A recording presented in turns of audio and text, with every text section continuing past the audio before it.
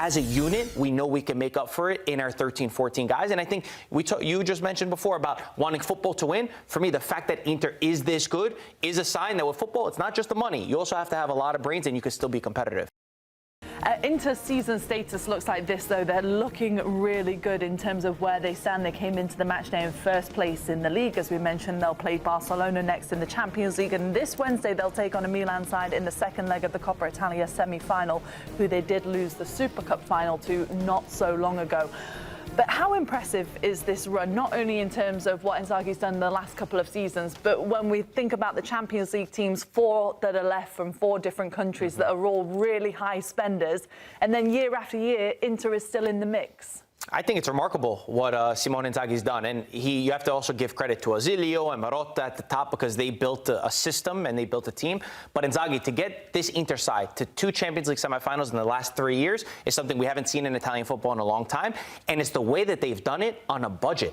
You look at this Inter side, it's always been dismantled. It's always been, we have to sell Onana, we have to sell Hakimi, we have to sell Lukaku. We're going to go out and get free transfers. We're going to have to find players that maybe are not at the top level, but we could make them be reborn with our system. And for Simone Inzaghi, who a lot of times in Italy, people call him Limone Inzaghi, saying that he's sour or he's always complaining or he lowers expectations. I think he's absolutely right. And he had a chip on his shoulder before the match, because you look at what they spent compared to where they should be against the top dogs in the Champions League. And in the next quote that he says is, the fact that we've been doing this on a budget is like another trophy to us. Because Bayern Munich, if you look at their wages, they spend double Inter. If you look at what they took to build the squad, Bayern Munich, it cost them $765 million to build a squad. Yes. Inter, it's been $380 million. Poppy, what's insane is that you look at Manchester City, how much they spent for each player, and then you look at Inter.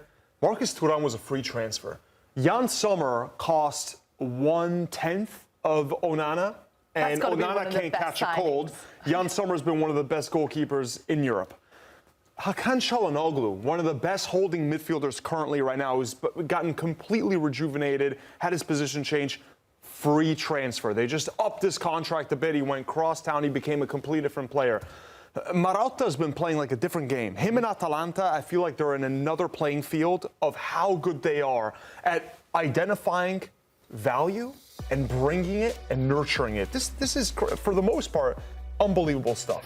And they have Fratesi and Zielinski. Zielinski's on the left side of this graph, but Taremi also has had a quiet season, but really good quality pickup for the money that they picked him up. And this is what they've done for a long time. And also, this is a point that's sort of relatable to it, but the amount of games now that we're expected to have these guys competing and playing, and the caliber of games. Like Inter have, I don't know whatever it is, 7, 8 finals going into the end of the season where they're already heavy-legged, where they already have injuries, where they've already had to use all of their depth.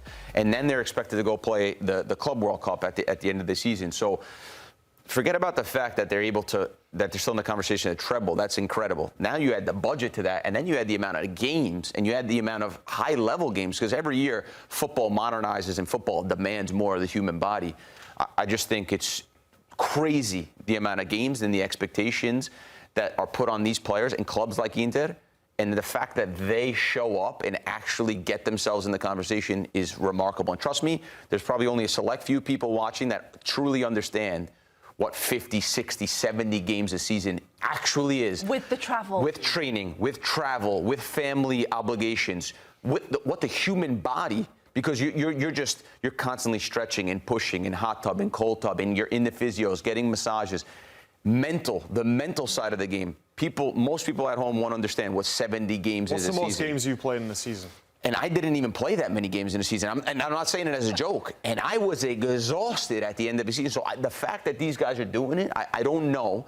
Something will have to give eventually, because the human body can't play 70 games at a high level. Injuries, you have to have 2 teams. Players are complaining about it. Right? These days, you have to have 2 teams. But we don't really see that with Inter, a complete 2 teams. Yeah, we saw more rotation in the Champions League, Poppy, what teams in the world can go? Bayern Munich, they hadn't lost at home in 4 years.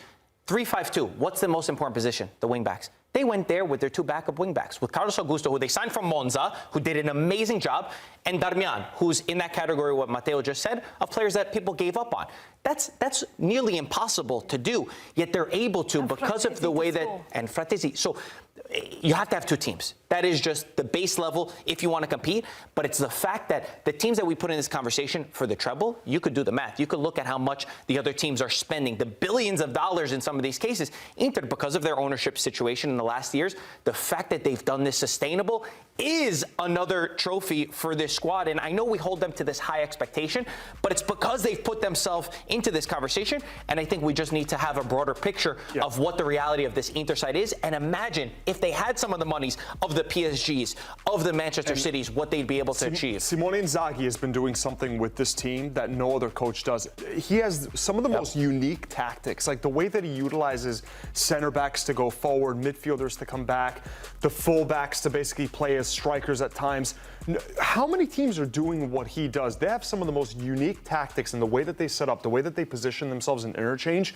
To me, we're used to it, right? But when you actually just take a step back and think of how Inter play, there's no other Bastoni in world football. Do you think that he has slightly changed football a bit as well? Because we're very quick to say, oh, well, Ancelotti's one of the best man managers out there, and that's the way that he plays. And Pep Guardiola is so good at tiki-taka and this attacking style of transitional football. And then Inzaghi, we don't really talk about his tactics and how he's able to compete to such a high level every year. To be fair, I listened to Bastoni on a podcast the other day, podcast, and he says, like, for him, Toloi was one of the first guys that did it at Atalanta, right? Because Gasperini's system allows the center backs to go up. So there's been coaches who have done it, but I don't think there's been coaches who have done it to this level. I mean, also Pep Guardiola, his center backs, they have a lot more freedom, but it's as a whole. It's the fact that the sum is greater of the parts. And Bastoni also said, maybe we don't have the superstars. Maybe we don't have the individual talents of Rafinha, Lewandowski, and all these great guys that all the kids want to have on the back of their jerseys.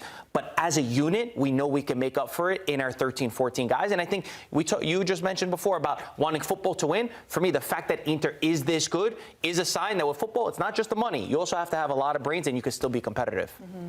It's a fantastic point. If you're a young coach, you watch this team play week in and week out and see how they get it done and where they move. And you say we haven't looked at them. We've looked at them when we've showed a few different things, but they pull. We've looked at who? Inter. We've looked at it tactically, Inter. No, I was more so saying we haven't, when we talk on Champions League, he doesn't really get the respect. We're so quick to talk about Ancelotti. He's the most underrated. He's the most underrated manager in the Champions League, without a doubt.